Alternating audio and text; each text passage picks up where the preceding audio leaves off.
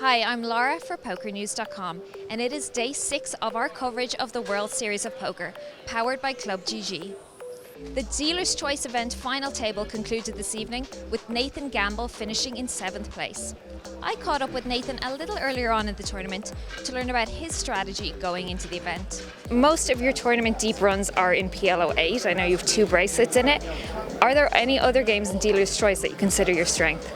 At this point, I consider all of them my strength. I play an 81-60 mix for the last 2.5 years at Resorts World, so I'm comfortable in every single game there is, and it just depends on what someone's weekend. When you select the game, is there any sort of strategy you take, against the other players? Yeah, absolutely. We had 2 people yesterday that were rather weak in the field. One of them was stacking off in the big bet games very easily, so we just kept choosing like a big O against him because I know he'd just give his chips off. And another player later, he only had played no limit before, so we have a 19-game mix, and he was just, let's just say, not the best at the Badoogies and the Bidaces and all that. So we just consistently started doing limit against him but it was fun.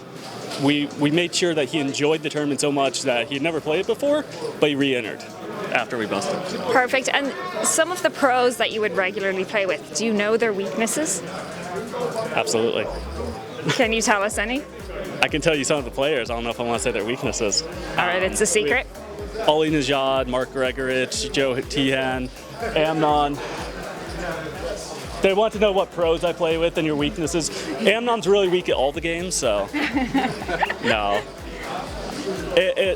The whole concept is mixed, is you don't have to be the best at every game, it's just be consistently strong across the board. So it's being able to play maybe even just a B game for all the games and not have some that's just going to be a bomb and you just give everything away on that 1 or 2 games. When you're choosing the game, do you veer towards what's your strongest or what's their weakest?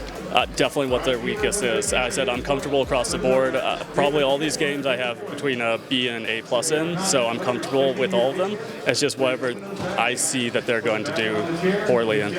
That's amazing. I know you're coming in today with a monster stack, and I hope it works out for you. Cheers. I appreciate that, Laura. Thank you.